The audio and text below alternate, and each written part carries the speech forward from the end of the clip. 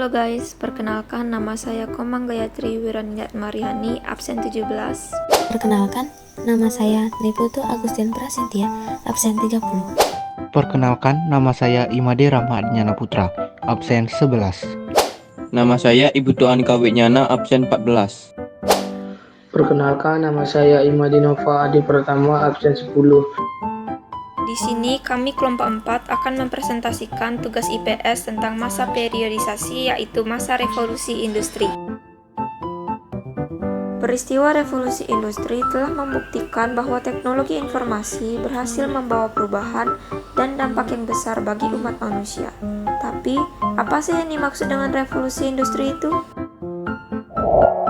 Revolusi industri adalah proses perubahan ekonomi berlandaskan agraris dan kerajinan menjadi ekonomi yang didominasi oleh industri dan manufaktur mesin.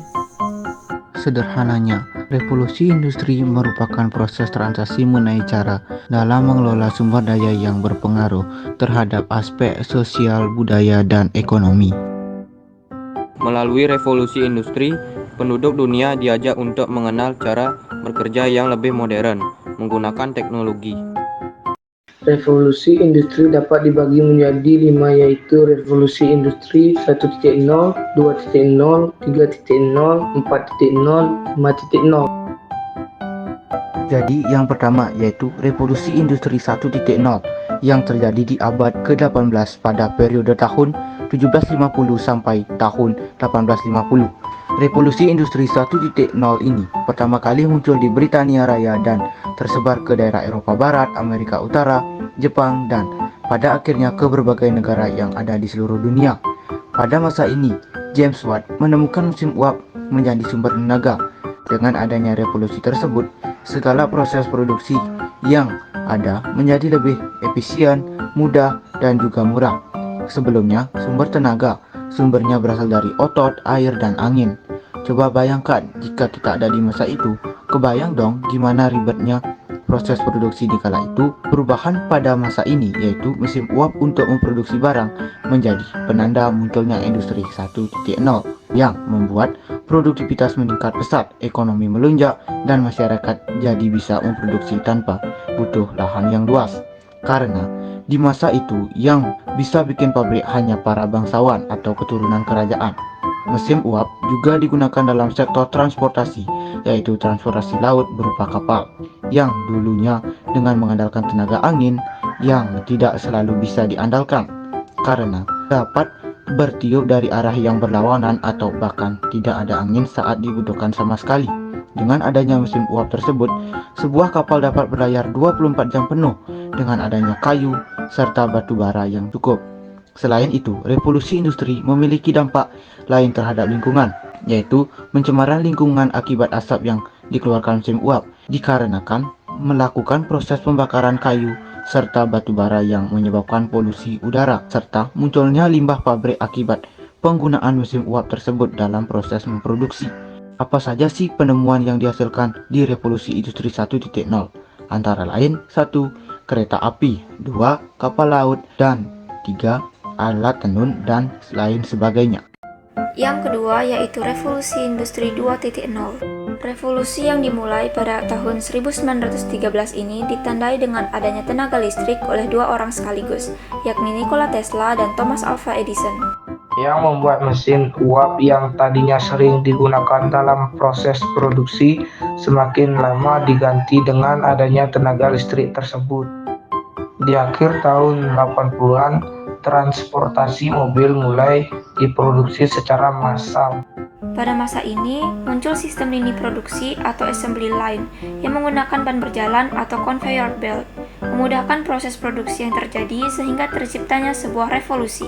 Kalau kalian melihat video pabrik-pabrik yang produknya jalan, alasnya itu yang disebut sebagai conveyor belt. Karena dibuat seri, membuat para pekerja menjadi spesialis. Contohnya produksi mobil atau produksi yang lainnya, yang berjalan di conveyor belt. Dan pada revolusi industri 2.0 juga berdampak pada kondisi militer pada Perang Dunia Kedua. Bisa dilihat dengan banyaknya produksi ribuan tank, pesawat, dan senjata. Pada era ini juga, manajemen bisnis mengalami perkembangan yang memungkinkan untuk meningkatkan efektivitas dan efisiensi fasilitas industri. Revolusi tersebut yang membuat terbentuknya berbagai divisi pekerjaan di mana setiap individu ataupun pekerja hanya berfokus pada pekerjaannya dibagi tertentu dari keseluruhan proses produksi yang ada. Sehingga assembly lines atau proses manufaktur yang ada, di mana setiap divisi memiliki perannya masing-masing dan disusun berdasarkan urutan yang jelas, untuk menciptakan sebuah produk dari proses yang berlangsung akan lebih efisien dan cepat. Penemuan yang dihasilkan di revolusi industri 2.0 antara lain pesawat terbang, pesawat telepon, mobil, dan lain sebagainya. Yang ketiga, yaitu revolusi industri 3.0 yang terjadi pada abad ke-20. Dan pada masa ini, ditandai dengan teknologi analog berubah menjadi digital. Peran manusia dalam industri pun mulai dikurangi dan digantikan dengan mesin-mesin pintar berteknologi tinggi.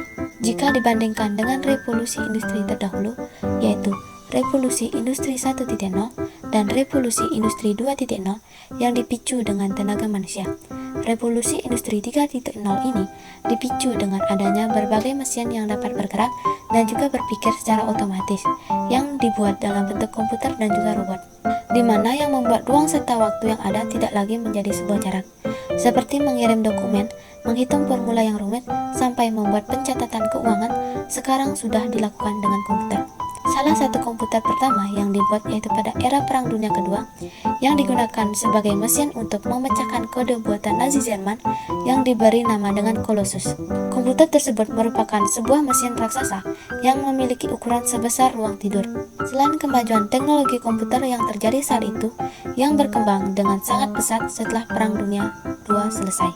Berbagai penemuan seperti semikonduktor, transistor, hingga kemunculan IC atau integrated chip yang membuat sebuah komputer dapat berukuran lebih kecil, penggunaan daya listrik yang sedikit pula, dan kemampuan menghitung dan menerima perintah yang semakin canggih. Dalam dunia manufaktur, revolusi industri 3.0 bisa dibilang merupakan revolusi yang sangat penting, mengingat manufaktur menuntut penelitian dan ketepatan tertinggi dan sangatlah sulit dilakukan oleh manusia. Sehingga pada masa ini mulai menggunakan metode komputerisasi pada proses produksi. Penggunaan teknologi ini pun menjadi salah satu solusi yang tepat, sehingga produksi jumlah besar bisa dilakukan secara otomatis dengan kecepatan tinggi. Namun, banyak industri pabrik yang lebih memilih untuk menggunakan mesin dibandingkan tenaga manusia, yang membuat peluang lowongan tenaga kerja semakin sempit. Sehingga munculnya sebuah istilah yang disebut dengan teknopreneur atau seseorang yang mengelola usaha menggunakan basis teknologi.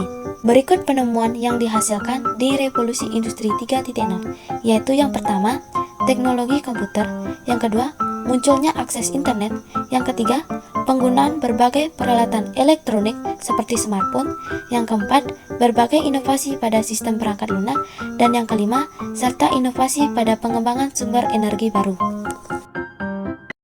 Nah, ini nih yang dipakai saat ini, yaitu revolusi industri 4.0 yang dicetuskan pada tahun 2000 hingga saat ini. Di Indonesia, sudah mulai menggarap revolusi industri 4.0 menjadi tren utama di dunia industri yang menggabungkan teknologi otomatisasi dengan teknologi cyber. Singkatnya, revolusi industri 4.0 berfokus perkembangan dunia digital, IoT atau Internet of Things, dan tenaga manufaktur, dan pertukaran data meliputi sistem cyber fisik, cognitive computing, dan lain-lain, yang menjadikan tren tersebut telah mengubah pola pikir dan kehidupan manusia di berbagai bidang, termasuk dunia kerja, pendidikan, bahkan gaya hidup masyarakat. Terlepas dari peran teknologi dalam bidang industri, manfaatnya juga bisa didapatkan oleh seluruh lapisan masyarakat.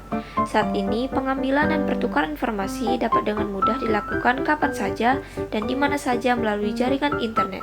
Terdapat 5 sektor industri yang akan difokuskan oleh pemerintah yang terdiri dari kimia, elektronik, garmen, otomotif, dan juga FMCG. Berdasarkan survei yang dilakukan oleh World Economic Forum, dapat diketahui bahwa setidaknya ada 4 teknologi yang mendominasi pada era ini. Di tahun 2018 hingga 2022 yang terdiri dari high speed mobile internet, AI atau artificial intelligence, cloud teknologi, serta big data analytics. Pada era ini juga ditunjukkan bahwa perusahaan yang ada tidak lagi bersaing atau fokus terhadap jumlah atau hasil produksi yang dibuat. Namun persaingan ditunjukkan ke bagaimana setiap perusahaan mampu memberikan inovasi, pelayanan yang maksimal, serta kecepatan sebuah perusahaan dalam mengembangkan sebuah ide. Jika sebuah perusahaan ingin bertahan pada kerasnya persaingan antar industri di revolusi industri 4.0 ini, alat atau mesin hanya dijadikan sebuah pemicu, dan agen yang membawa perubahannya adalah tenaga kerja atau sumber daya manusia itu sendiri. Pada era ini, setiap orang dituntut untuk memahami teknologi serta menggunakannya dan mengimplementasikannya kehidupan sehari-hari agar dapat bersaing dengan segala otomatisasi yang ada di era ini. Nah, revolusi terakhir ini ialah revolusi 5.0 Super Smart Society.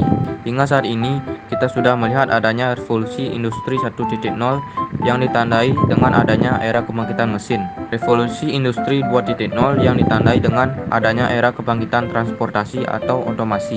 Revolusi industri 3.0 yang ditandai dengan adanya era kebangkitan dari komputer atau komputasi. Revolusi industri 4.0 yang ditandai dengan adanya era kebangkitan internet.